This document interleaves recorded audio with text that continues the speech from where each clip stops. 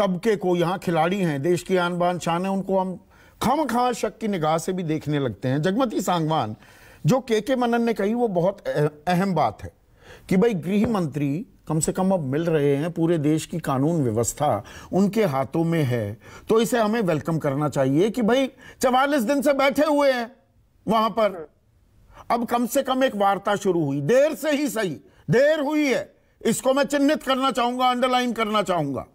तो वो चलिए प्रक्रिया तो शुरू हो गई, पर इस प्रक्रिया के साथ साथ ये असमंजस, एक कंफ्यूजन फैलाना और नई नई जो ये थियरीज आ रही हैं, ये हम हल की तरफ जा रहे हैं, इंसाफ को खोज रहे हैं या उसे और कंफ्यूज कर रहे हैं?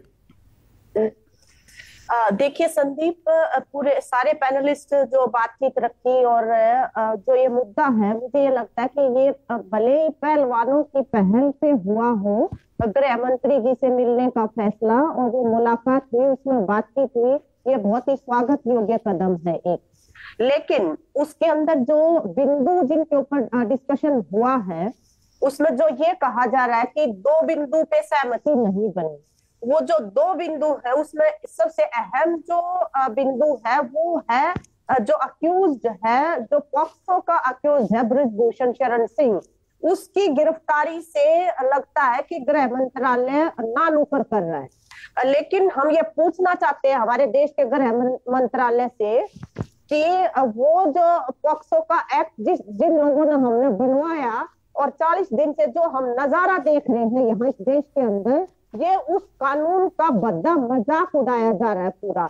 और 2 सेट्स ऑफ नॉर्म्स जो आपने भी कहा कि कोई भी आम आदमी अगर ये अपराध करता तो 24 घंटे में अंदर होता, लेकिन ये खास आदमी है और इनका अपना खास आदमी और आम आदमी की 2 डेफिनेशंस है, ऐसा लगता है। तो उनके खिलाफ अभी तक गिरफ्तारी का शुरुआत क्यों नहीं की जा रही है, जबकि वो जिस WFI को चला रहे थे वहां पे कोई भी इंटरनल कंप्लेंट कमेटी नहीं बनी हुई थी। वहां पे जो है लड़कियों की एक की नहीं अनेकों की शिकायत आई हुई है वहां से, और प्रोफेशनल जो उनका कंडक्ट है अगर उसके हिसाब से भी देखें, एक तो पॉक्सो उनके ऊपर लगा हुआ है, दूसरा जो प्रोफेशनल कंडक्ट है उनका वो आप देखें कि वो मतलब कह रहे कि 15 रुपए का मेडल आता है, वो कह रहे हैं कि ये मंत्रा है, ये महिलाएं जो है वो हमारी जो अनेक दिल्ली पुलिस के लेवल पे चाहे वो गिरफ्तारी का सवाल हुआ हो या जो ओवरसाइट कमेटी के सामने लड़कियों ने बयान दिए थे, वो एकदम उनके पास लीक होकर आ जाते हैं और वो उन पे इतनी अजीब गरीब टिप्पणियां करते हैं। पर यहाँ पर जगमती एक चीज ये है कि पहलवान तो मेडल प्रवाहित करने भी निकल पड़े थे और उसके बाद जी इंडिया गेट पर हम धरने पर बैठेंगे, आमरण हम अनशन करेंगे, सत्याग्रह चलाते रहेंगे। अब उनका यकायक ये कहना कि हम नौकरी पर वापस जा रहे हैं, भाई नौकरी तो वो कर रहे थे, नौकरी पर वापस जाना क्या वो सरकार के दबाव में आ गए हैं या जी नौकरी का खतरा हो गया तो इंसाफ की लड़ाई में थोड़ा हम पीछे हटने को भी तैयार हैं? किस तरह से देखते हैं आप? ये सवाल पूछे जा रहे हैं लोगों द्वारा। हाँ, मुझे ऐसे लगता है संदीप कि 31 मई को जो है उनका जो पहले का जो नौकरी का जो भी अंडरस्टैंडिंग रही होगी वो ओवर हो गई, उसके बाद खिलाड़ियों ने ज्वाइन की है नौकरी। और आज ये मुद्दा क्यों बनाया जा रहा है इतना ज्यादा, क्योंकि वो तो पहले से ज्वाइन कर चुके हैं 4 दिन पहले से नौकरी जो है। और आज मैं ये ऑन रिकॉर्ड ये कहना चाहती हूँ कि जो दूसरे साथियों ने भी कहा कि देश के दूसरी मीडिया ने आज जिस तरह का धूल धमाल किया है इस मुद्दे को जो है वो बहुत निंदनीय कृत्य है। एक तो निर्भया का केस हमने देखा था कि जहाँ पे अपराधियों को गिरफ्तार करवाने में, सजा दिलवाने में हमारे मीडिया ने बहुत ही बढ़ी चढ़ी भूमिका अदा करी थी।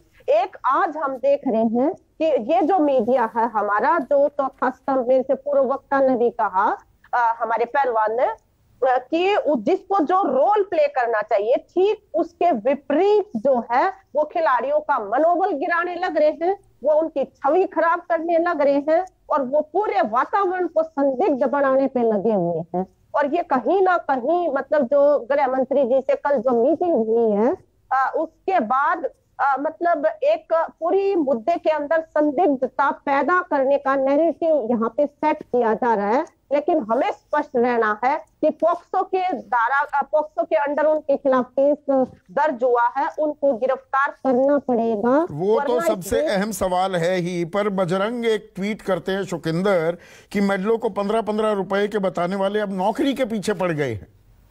मतलब पीड़ित पर सारे दबाव बन रहे हैं। आरोपी अपना घूमता फिर रहा है, आयोजन कर रहा है, साउंड बाइट दे रहा है, घूमता फिरता दिखाई दे रहा है आराम से। देखो संदीप भाई, मुझे 2 मिनट देना, मैं 2 चीज कहना चाहता हूँ। एक तो मैं ये कहना चाहता हूँ, अगर मैं उनको जानता हूँ और वे मुझे जानते हैं और मेरे बहुत क्लोज हैं, तो मैं ये कहना चाहता हूँ कि एक तो बताना चाहता हूँ पूरे देश को आपके माध्यम से, वे डरने वाले नहीं है। जो बच्चे बैठे हैं वे किसी भी हालत में डरने वाले नहीं है, वो किसी भी सीमा तक मतलब त्याग करने के लिए है। दूसरी चीज मैं ये कहना चाहता हूं, जो पोस्को का मामला था, जिन टीवी चैनलों ने ये चलाया, उसकी वो अपना मुकदमा उन्होंने वापसी कर लिया और वो उसके पिता वो चले गए, उस पे क्या सुप्रीम कोर्ट को केस नहीं चलाना चाहिए उस टीवी चैनल पे? और बड़ी बात ये बता रहा हूं, जितने पीड़ित थे इसी देश की मीडिया ने उनके सब नाम उजागर कर दिए, सब पते उजागर कर दिए। उस नाबालिग लड़की के पिता को 2 बार इंटरव्यू देना पड़ा 2 दिन में आ गए। ऐसा कुछ नहीं है, ना मेरी लड़की पीछे हटी ना मैं पीछे हटा हूं। बड़ी कमाल की बात है। तो कानून कहां काम कर रहा है? और कानून की जब बात आती है, सबसे अहम सवाल, ठीक है शुकिंदर, शीतल, सबसे अहम सवाल तो ये है, यौन शोषण के आरोप हैं ये बहन बेटियों की इज्जत सम्मान की बात है। आरोप झूठे हैं वो भी सामने आना चाहिए, फिर मैं ये कह रहा हूं। पर आरोप सही हैं तो तत्काल कार्रवाई भी तो होनी चाहिए। Are we missing the woods for the trees? नई नई चीज रोज आ रही है और उन पर चर्चाएं हो रही है। मूल सवाल कहीं गौण हो रहा है क्या? नहीं, आरोप झूठे हैं ये हम तय करेंगे, प्रेस वाले। आरोप झूठे हैं ये तय करने का काम इन्वेस्टिगेशन का है। इन्वेस्टिगेशन बार बार सफाई दे रहा है कि हमने कुछ नहीं कहा। इंडियन एक्सप्रेस की रिपोर्ट बता रही कि इन्वेस्टिगेशन के हिसाब से तो उसमें बहुत सारे इंग्रेडिएंट्स ऐसे जुड़े हैं जिससे इस झूठ का कोई मतलब सर पैर नहीं है। लेकिन हम एक पूरा सेक्शन जो हिंदी में बहुत सारे लोगों को प्रभावित कर सकता है, वो एक पे एक झूठ बोल रहा है। पोक्सो एक्ट में ये भी है कि आप किसी विक्टिम की आइडेंटिटी, उसके परिवार की आइडेंटिटी डिस्क्लोज नहीं करेंगे। हमने उसके चाचा की आइडेंटिटी पहले डिस्क्लोज की, उसके, और जबकि उस चाचा से उस परिवार के झगड़े हैं, तो हमने चाचा की डिस्क्लोज कर दी, मतलब उसकी भी डिस्क्लोज कर दी। ये हमने गुनाह किए हैं। मैं इस मामले में नहीं, इन तमाम मामलों में पा रहा हूं कि प्रेस सचमुच में अपनी जिम्मेदारियों की जगह अपराध में शामिल हो रहा है। ये दुर्भाग्य है कि उस पर कोई कार्रवाई नहीं हो रही, या उसका सौभाग्य कह लीजिए, लेकिन ये शर्मनाक है। इसके बाद ये लगातार जब चीजें आई कि उसका खंडन आ गया, खंडन कहीं नहीं है। ऐसा कभी होता था?